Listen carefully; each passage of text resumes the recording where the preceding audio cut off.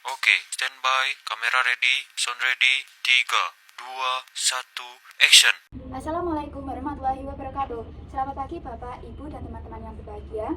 Di kesempatan kali ini, izinkan kami untuk memaparkan materi dengan topik penggunaan obat hipertensi golongan ACE inhibitor fokus pada katropil dengan saya Syifa Arkalia Ania Makasari dengan NIM 10123139. Saya Rika Amanda dengan NIM 10123124. Saya Shana Sarauddin Fanaila dengan NIM 10123133. Saya Sentisa Maulana Bisa Biardi dengan NIM 10123131. Saya Sertia Umya Putri dengan NIM 10123134. Saya Nisa Uya dengan NIM 10123123. Dengan saya Muhammad Pradiatama Alfat dengan NIM 10123101. Yang kita ketahui bersama, hipertensi atau tekanan darah tinggi adalah kondisi medis kronis di mana tekanan darah dalam arteri meningkat secara persisten, biasanya mencapai atau melebihi 140/90. Penyakit ini sering disebut sebagai silent killer karena jarang menimbulkan gejala, namun dapat menyebabkan komplikasi serius seperti penyakit jantung, stroke, gagal ginjal, dan kerusakan mata jika tidak ditangani dengan tepat. Faktor resiko hipertensi mencakup pola makan tinggi garam, kurang aktivitas fisik, obesitas, stres, merokok, konsumsi alkohol, serta faktor genetik dan usia. Penata laksanaan hipertensi melibatkan perubahan gaya hidup dan penggunaan obat antihipertensi, salah satunya dari golongan ACE inhibitor, yaitu kaptropil, yang bekerja dengan menghambat pembentukan angiotensin 2 untuk menurunkan tekanan darah secara efektif. Di sini, kami akan memperagakan contoh swamedikasi dengan materi topik penggunaan obat hipertensi golongan ACE inhibitor fokus pada kaptropil. Simak videonya. Selamat datang di apotek itu kan Mas. Selamat duduk. Kasih Mbak. Saya selaku apoteker di sini, ada yang bisa membantu. Saya mau cari obat kaptopil Mbak. Obat kaptopilnya diminum oleh siapa?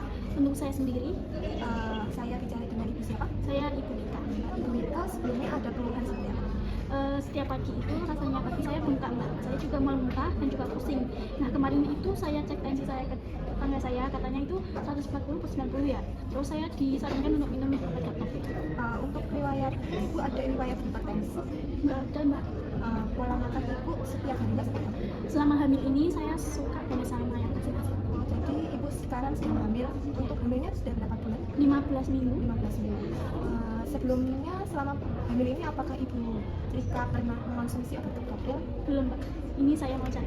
Sebelumnya mohon maaf ini ibu, untuk penggunaan obat kaptopil itu belum disarankan untuk wanita hamil pada trimester kedua ataupun ketiga dikarenakan akan mempengaruhi perkembangan janin.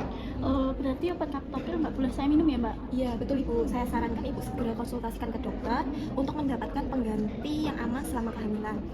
Mohon jangan minum obat ini terlebih dahulu, dan saran saya juga untuk mengurangi kadar garam karena ibu kan sering makan nasi, jadi garamnya itu mungkin berlebih, jadi tingkat hipertensi ibu naik itu gara-gara garamnya. Terus untuk makanan ibu saya sarankan makan yang berserat seperti sayur, daging atau buah-buahan, minum air putih yang cukup dan minum vitamin. Terima kasih ya Mbak untuk sarannya. Saya mau cek dulu. Terima kasih ibu, semoga sehat selalu. Terima kasih Mbak. Pemberian kaptopil pada ibu hamil trimester kedua sangat tidak dianjurkan karena dapat menimbulkan resiko terhadap janin. Karena kaptopil termasuk dalam golongan ACE inhibitor dan obat ini terkontraindikasi selama kehamilan, terutama pada trimester kedua dan ketiga.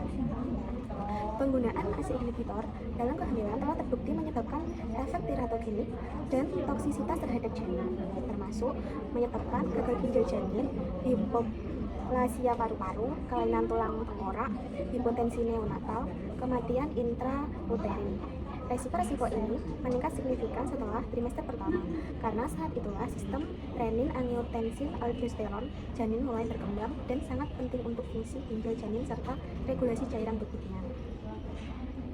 Kaptopil termasuk dalam kategori D menurut FDA, Food and Drug Administration, AS untuk kehamilan, yang berarti ada bukti positif risiko terhadap janin manusia. Dan penggunaannya hanya diperbolehkan jika manfaatnya jauh lebih besar daripada risikonya. Misalnya dalam kondisi mengancam jiwa yang sangat jarang dan tetap harus dengan pertimbangan ketat. Jika ibu hamil membutuhkan terapi antihipertensi, terdapat beberapa pilihan obat yang lebih aman selama kehamilan, seperti yang pertama ada metyldopa, yang kedua ada labetalol, dan yang ketiga ada mifepristone. Obat-obat tadi telah terbukti lebih aman dan tidak menyebabkan gangguan pertumbuhan atau kerusakan organ jantung. Selamat siang, saya apoteker di apotek Jatuh Nama di bisa saya bantu. Jadi saya lihat dulu resepnya. Obatnya siapa ya Bapak? Baik, ditunggu sebentar ya. Atas nama Bapak Reza. Sebelumnya saya izin bertanya, pola hidup Bapak sehari-hari bagaimana ya? Saya merokok, sering stres, suka makan kopi dan instan. Oh, sebelumnya apa sudah dijelaskan tentang cara penggunaan obatnya sama dokter? Belum. Apakah Bapak sudah pernah mengkonsumsi obat ini? Baik, saya jelaskan ya Bapak. Di sini Bapak mendapatkan obat Captopril dan paracetamol. Untuk Captopril diminum 2 kali sehari, 1 tablet, 1 jam sebelum makan kita. Diminum sampai habis. Yang kedua, obat paracetamolnya untuk menurun demamnya. Diminum 3 kali sehari, 1 tablet, 1 jam sesudah makan. Apabila demamnya sudah turun, tidak perlu diminum lagi.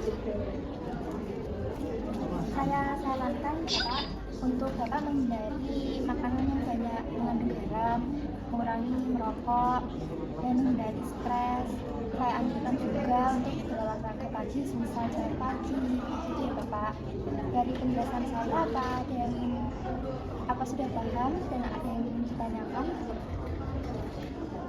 Apakah Bapak bisa mengulangi kembali dari penjelasan saya? Atau benar minum 2 kali sehari, 1 tablet, 1 jam sebelum makan sampai habis. Untuk paracetamol diminum 1 tablet, 1 jam sesudah makan dan minum jika perlu. Ada yang ditanyakan kembali Bapak?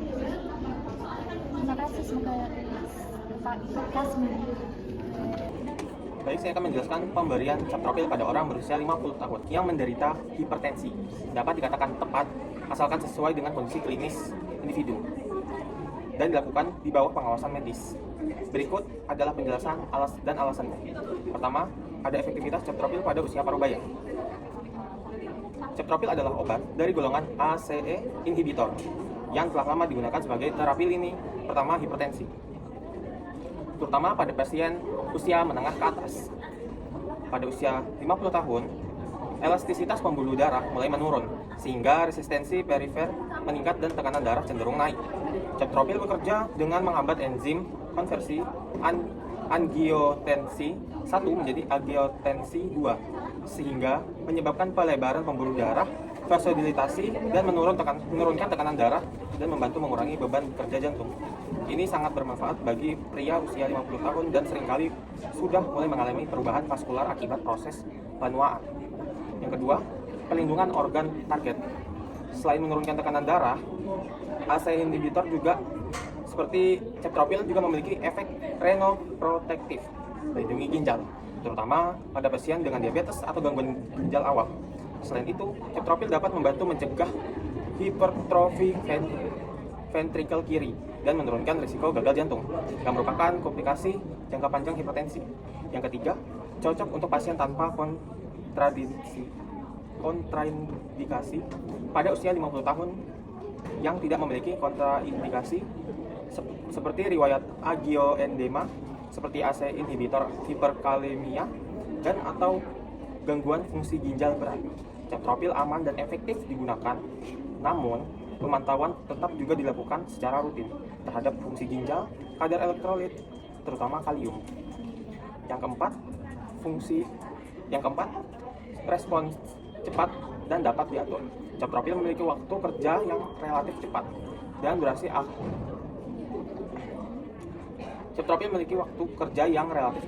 dan durasi aksi pendek, sehingga sering digunakan juga dalam pengelolaan hipertensi emergensi dalam bentuk oral.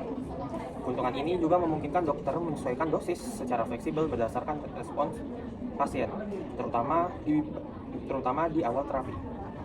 Jadi kesimpulannya, pemberian Captopril pada pria usia 50 tahun penderita hipertensi adalah pilihan yang tepat bila tidak ada kontraindikasi medis.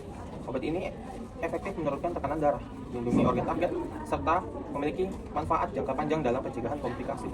Namun, keberhasilan terapi tetap sangat tergantung pada konsistensi penggunaan, pemantauan medis rutin, dan perubahan gaya hidup yang menyertainya.